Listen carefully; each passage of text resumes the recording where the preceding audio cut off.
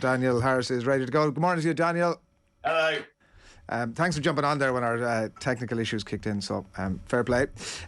Listen, we want to obviously have a bit of a chat about the match last night and general events as to what happens to football now over the next few days. Was there a chance last night that the game didn't go ahead, do you think? Did it come close? I don't know. I mean, they talked about the fact that UEFA decided it should be played because it was just too late to cancel it. You've obviously got people there from San Sebastian who've come for the game. But otherwise, it wouldn't have made a lot of sense to cancel the game because, I mean, it just, I don't totally get it. But why you would cancel the game in that life, I feel like, generally, like life needs to continue through death. I don't know. Yeah. Does that mean you feel similarly about the games for the next couple of weeks? Yeah. I guess like the kind of like forced mourning isn't something that particularly agrees with me. If people have got to go to work, then they should be allowed to have things that aren't work. And do I think, even if we look at it from this way, do I think the Queen would care if the football went ahead? No, not really. And it feels like perhaps society has moved on slightly from when these rules were first discussed.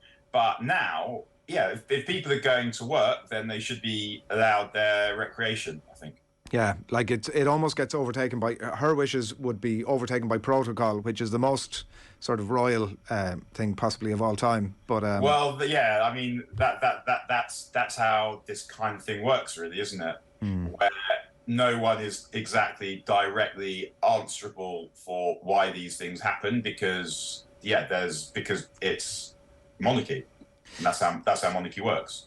And like one last point on it, obviously the opportunity, and I don't mind saying, we were saying earlier on that like from a selfish point of view, we just want to see some football over the next while, and we're a little bit detached from it, of course, over here as well.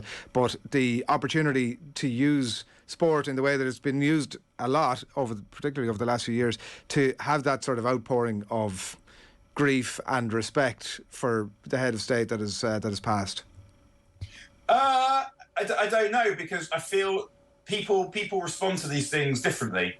So I think I'm sure that there are people who go to the football who would appreciate it in that aspect, but equally I'm sure that there are as many people, maybe more, who just would like the football to continue because it's part of their routine. And I guess for some people it's hard to treat the death of someone who had nothing to do with them in the way that society feels it needs to treat the death to keep social cohesion going and to keep the kind of the imagined community of the nation going, because that imagined community is a phrase used by Benedict Anderson, where what he talked about was you have these communities of nations and people feel communal with people that they never meet or never will meet. So the notion of the existence of the community is imagined, and that's the kind of way that the royal family operates, and lots of other things operate as well, that politics operates, that lots of national symbolism operates too,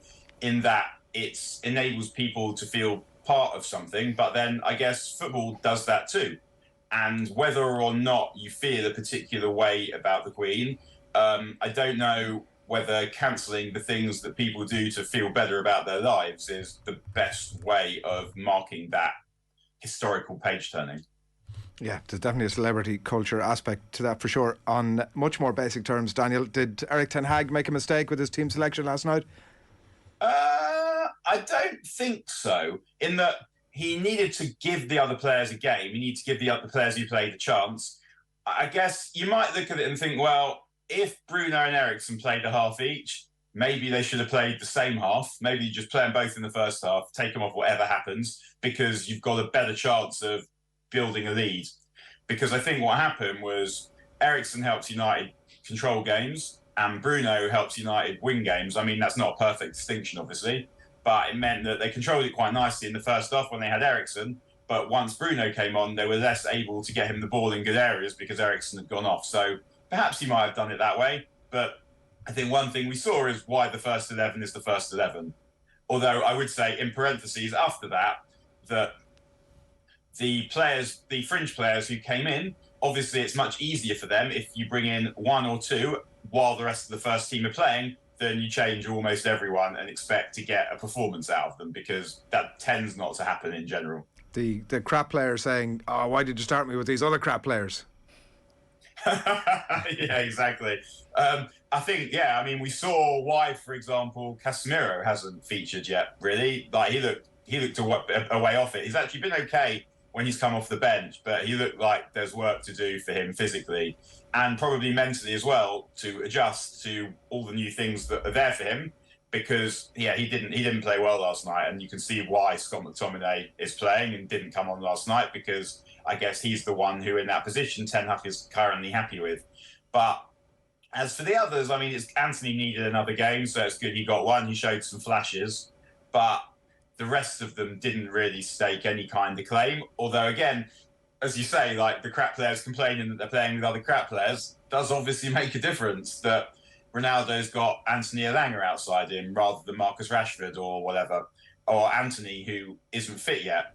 But at the same time, you need those players to step up at some point, because you're going to need them in the season. So I understand why Ten Hag picked that team, but some Europa League groups United have got in the last few seasons, and they've basically thought, well, it's almost impossible not to qualify from this group. But this one, actually, obviously they lost last night. You could easily see a team going to Moldova and getting a draw or getting beat. And then at that point, you only qualify automatically if you win the group. Otherwise, you've got to play a team from the Champions League. So, yeah, you never know. You might get United Liverpool for a place in the Europa League in a few weeks. Well, you mentioned Ronaldo. What was your sense like? In some ways, it was a classic neo or latter day Ronaldo performance, whatever you want to describe it, in that like it was a lot of arm throwing and a lot of sort of upset with people around him and not a lot of work. Still could have had 2 or 3 goals. Is your sense, I'm sort of reading between what you're saying there, that looking at Ronaldo and Maguire and Fred last night, maybe to select those ones, they almost confirmed, it seemed like what it seems Erik ten Hag has thought about them. But is your sense that actually there could be life in Ronaldo in a better team? I thought he played quite well when he came on against Leicester, and I thought he did well when he came on against Arsenal, because I think perhaps with Ronaldo now, he might be quite useful when opposition teams are tiring, because he's got a lot of goal scorers now, and he's generally got a lot of footballing now, so he understands where to be. But physically, he struggles against defenders who are quick. I mean, we saw that opportunity. It ended up being offside, where he picked up a back pass, and he was able to head for goal. And he knew that he didn't have the pace to beat the last defender, so he had to basically check back inside. And as someone who, I can't believe I'm about to do this, about to compare myself to Ronaldo as a footballer, but as someone we're here for it. As someone who played centre forward and doesn't have any pace or any change of pace, I knew that if I got past the last defender, I had to hit it. Because if you get past the last defender and you don't hit it, you'll have to start beating them again. And then you're opening up a whole world of trouble, because other defenders are coming back and you're getting surrounded. And that was just, it felt almost like he hadn't adjusted to not being quick anymore. Because then it happened again in the second half, where he had an opportunity where he took a touch and he had to hit it. Because otherwise you haven't got the gas to get away from the defender, whether it's over 5 yards or in that first yard to half yard.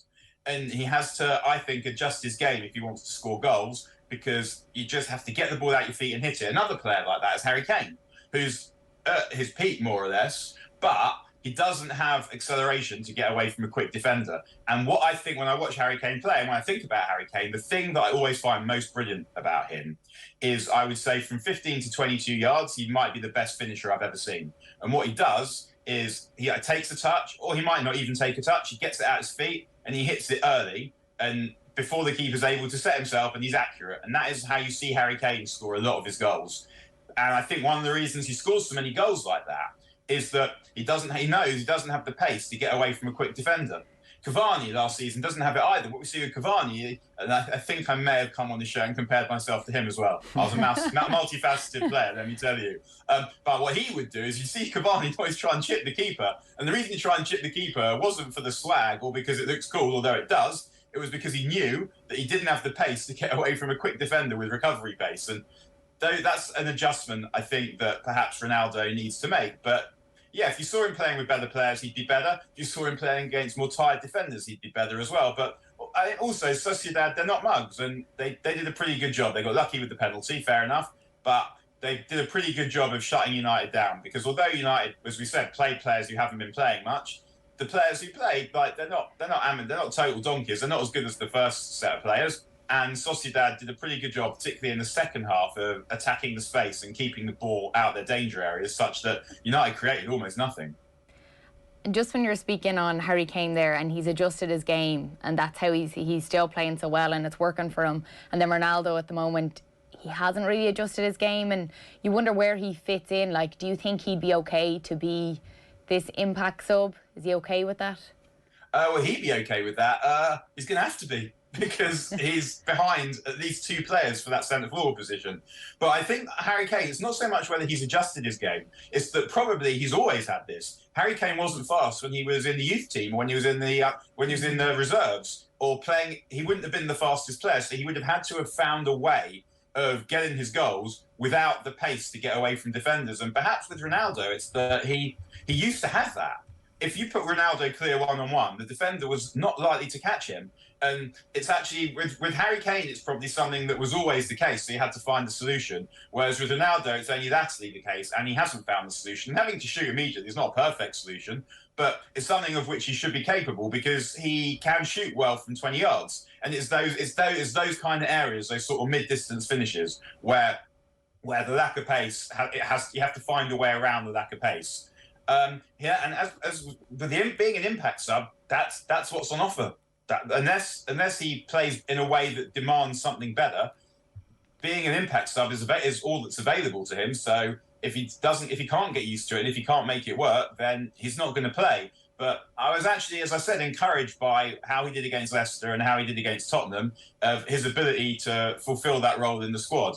I'm sure that he will get games, probably home games against teams United should beat, where they're sitting back, where there's not a lot of space in behind for him to attack, where then you're looking for his ability to sniff a chance in the box. And that's something you never lose. So I would expect him to play in some of those games. But at the moment, Ten Hag is obviously trying to get the team settled, get some momentum going. So that's one of the reasons he's not changing the team. And I guess another reason is the performance you saw last night. And it's the same reason why Rangnick, when Ole was the manager, he basically had one team, 1-11, that he trusted, that he could pick, more or less. And the reason is what you saw last night. And then Rangnick came in, and he constantly trying to find a different blend, try and find a way of not playing Fred and McTominay together in midfield, trying to find the front three that worked. And in the end, he keep coming back to the same players, because that didn't work either. Whereas Ten Hag has found something that sort of works. It's not perfect yet, but the players are getting better, and it's working at the moment. So for him to change that is going to require injury, suspension, or someone to seize an opportunity that they're given. And at the moment, that doesn't really look likely. And from Casemiro's point of view, that he gets a bit of a first start last night, maybe not the glittering players around him that he would like, or maybe that he's used to, gets a free pass and things are going to come good. Or what was your thoughts? No one gets a free pass ever. You're there and you have to perform, and he didn't perform last night. But I wouldn't, in the same way I didn't want to write Ten Hag off after the first 2 games, or write Martinez off after the Brentford game. I know that Casemiro is a good player. We all know that Casemiro is a good player with a great mentality. So while it is possible that he came to United for the money, there's a lot more chance, based on what recent history, that United will make him crap than he'll make them crap. And just quickly to go back to Ronaldo, I think that for him, being sub is actually not bad. If you know that you're going to come on around 60 minutes in every game, then you can focus on that. You can prepare for that. You know that you're going to play, and you know that the opposition are tiring, and then you've got half an hour to give absolutely everything. And being a sub is an important role, whether it's in extending a lead, defending a lead, or trying to win a game. Like that, to me, is an important, specific, and expert role. And at this stage of his career, playing that role in a team that's starting to win and gathering some momentum should be quite a good thing for Ronaldo. And that should be something. I know that these people aren't like that. They're not built like the rest of us. But at some point, that is something that he's going to have to make his peace with or not play. But yeah, Casemiro, I was disappointed in Casemiro last night. I was hoping he was going to play so well that he had to play for United in whenever the next game is. But that turned out not to be the case. Yes, see, for Ronaldo, I understand completely what you're saying, Daniel, that, you know, it's absolutely so important to maybe finish with your best team, a finisher, someone who can close out the game, and to have that impact. But I just don't know, would he accept to be that type of player? That's probably what I'm wondering, is would he be okay to be coming off the bench for that last 30 minutes, 20 minutes, whatever it is?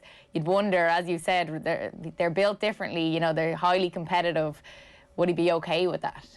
I don't know, but he doesn't have options. Yeah. He thought he did, and it turns out that he didn't. So ultimately, he's going to have to make his peace with it, because that's all he's getting. I mean, he may maybe try and find a move in January, but there's no particular reason he's getting himself a move in January, unless Chelsea decide that actually they've now got a manager that they can force to have him. But again, that seems unlikely that they would want to start that row with a new manager. So I don't actually think that Ronaldo's got an angle. And I also was thinking about that if this is something he's prepared to accept because it's the best he's getting, and this isn't something I particularly want, but it might give him a way of staying at United and playing at a decent level next season, because I know that it's assumed that Ronaldo is going to leave United next season, but the question will still beg, to where?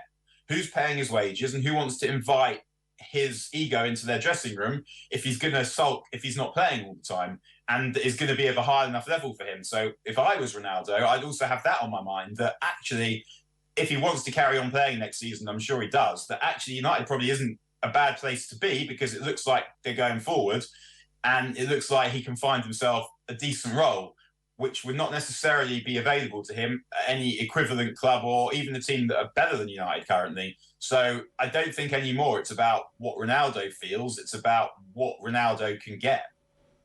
One very quick one for you, Daniel, before we let you off, just on Ten Hag's satisfaction or otherwise with last night. So a 1-0 defeat. Some of the players that had been sidelined didn't perform as they might have done, but in some ways would he have been, like, it gives him good clarity now, almost more clarity. He must be some satisfaction with him today when he sits down, where he's like, geez, did I make the right call there with that player, or is that not the right thing? At least he has good clarity almost now about who his first maybe 11 to 13 players are.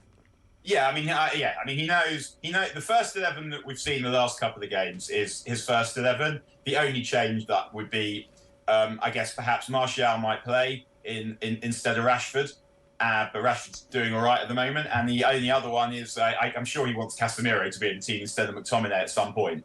But we saw last night, it doesn't look like Casemiro is ready for that yet. So yeah, I mean, it's just, as I said, it's the same with the other managers. I mean, it's been clear who the best players at United are for a while. Obviously, the players that he's brought in are excellent and better than the players that they replace. But otherwise, yeah, we know who the best players are, so I'd expect them to start the league games.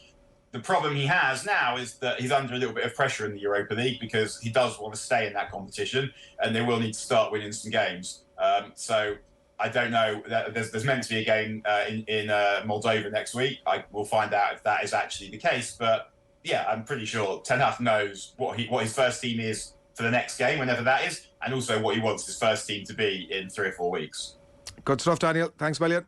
Ta-ra. Daniel Harris on the line there. Nice, thoughtful stuff on all topics.